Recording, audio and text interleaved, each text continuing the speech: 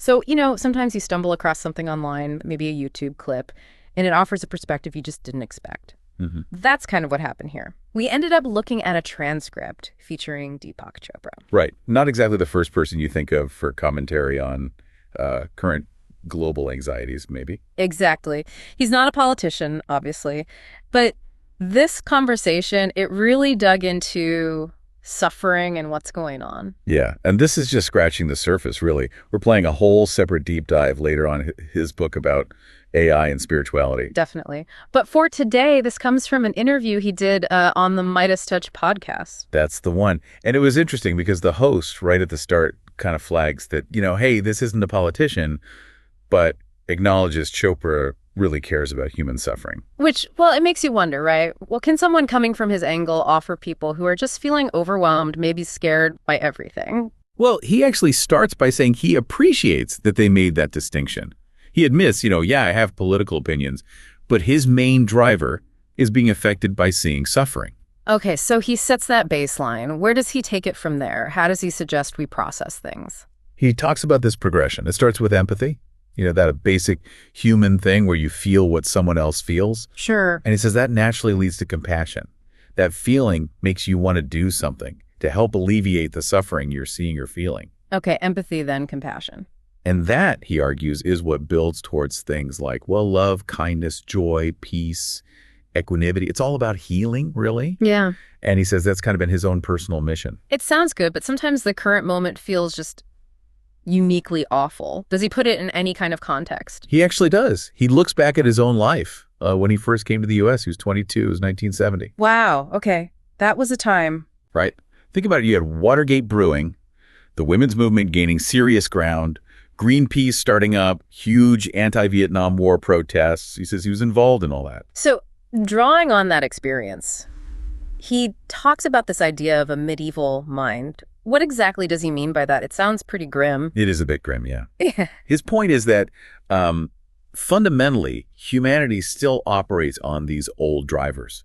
Fear, greed, wanting power, corruption. Like our basic instincts haven't changed much from medieval times. Okay, but we're not in medieval times. Exactly. That's the scary part. We have these, medieval minds, but now we've got 21st century weapons, nuclear bombs, cyber warfare, bioweapons, stuff that can cause mass destruction. So the combination is the danger. That's his worry, that this mix could literally lead to our extinction. That's sobering. He almost talks about humanity like an experiment, doesn't he? Yeah, it's this interesting, almost detached view. Like from nature's perspective, maybe the human species is just an interesting experiment. And if it fails, nature might just, move on. Like the dinosaurs. It really makes you think about our place in the bigger picture. It certainly pushes you towards thinking about core values, maybe. He ties this into the podcast network itself, Midas Touch.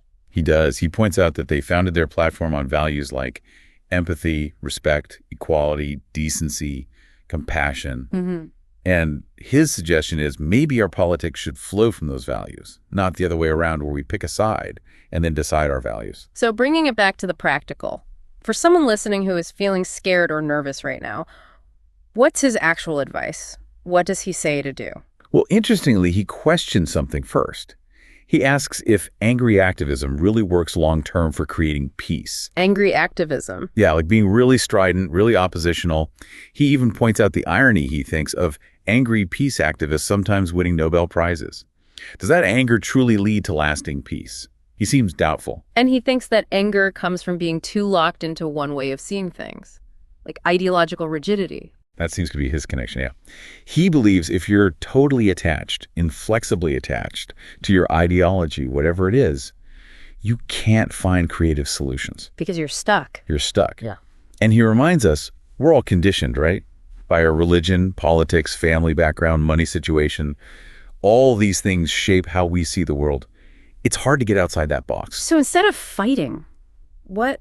He really dislikes the language of war for solving problems, like war on drugs or war on poverty or even fighting for justice. He pushes for seeking creative solutions instead. Creative solutions for huge things like Gaza, climate change, social justice. Yes, that's his emphasis. Move away from the battle mentality. And is this where AI comes in for him? It seems like a leap. It does, but it makes sense in his framework. He's actually quite enthusiastic about artificial intelligence. Really? How so? He sees it as a potential tool, A way to tap into like the entirety of human creativity, all our collective knowledge, maybe even collective wisdom, in a way no single person ever could. Accessing the hive mind, almost. Kind of, yeah. He even talks about spiritual intelligence and AI, which is the focus of his book, Digital Dharma. Right. You mentioned that book earlier. And he says he uses AI himself frequently to explore these potential creative solutions he's talking about. Okay, but the big fear with AI is always control, right? Who builds it, who owns it, who sets its goals? He definitely acknowledges that concern, the risk of it being controlled by just a few powerful entities. Yeah. But he also makes a point about the current state of the big AI models. He mentions Grok and ChatGPT specifically. He says, leaving aside his own purpose-built AIs. Like Deepak Chopra.ai. Yeah, and digital depot.ai, those avoid political questions. But the general ones, he feels, despite having biases from their training data, often give pretty unbiased evaluations of situations. So it's a tool, like anything else, can be used well or poorly. That's exactly his analogy. He compares it to fire. Fire let us cook food and build civilizations, but it also burns things down. Technology is inherently dual use. It can be divine, or it can be diabolical, in his words. But he sounds hopeful overall about AI. He does lean towards hope. He believes many people are already trying to use AI to tackle really hard problems. Racism, bigotry, hate, prejudice, social injustice, which loops back to his main point. We need creative solutions, not just more fighting.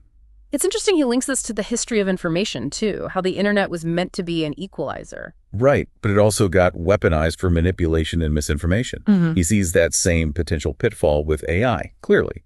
That power can be misused. And things are moving so fast. He used that historical example, didn't he, about the late 1800s, early 1900s. Yeah, that was striking. Between roughly 1887 and 1903, just 16 years, you get the practical light bulb, the automobile, the airplane, the telephone. World-changing stuff in a very short time. And his parallel is that AI is doing that now, but maybe even faster. That's the idea.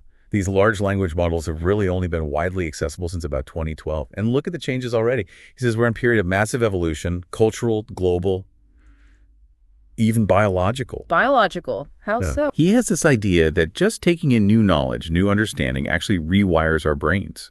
It changes neural networks, activates different genes. He suggests it's happening right now as people listen to us talk about this. Wow, okay. So, circling back to AI's current state. He maintains that, generally speaking, right now, the main AIs don't have their own built-in political agendas, even if the data they learn from does. They mostly give honest evaluations based on that data. For now, at least. For now. The potential for positive and negative use is huge, but he seems to bet on the possibility of using it for that creative problem solving he keeps emphasizing. So the core message really is about a mindset shift, away from conflict. I think so. Moving away from that fighting instinct, which he calls the medieval mind, and embracing creativity and different ways of thinking to tackle these huge global challenges. Okay, so quite a lot packed into that initial dive. This focus on empathy, compassion, the warning about the medieval mind with modern tech, and this surprisingly optimistic take on AI's potential.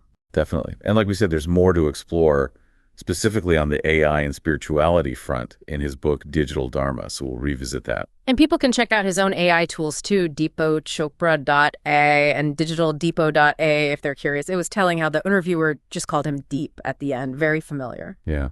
So maybe the takeaway for listeners is just to think about that shift in our own lives, our own communities. How do we move from just reacting and fighting towards actively looking for those creative solutions he talks about? How do we embody that change? Le podcast de Philippe.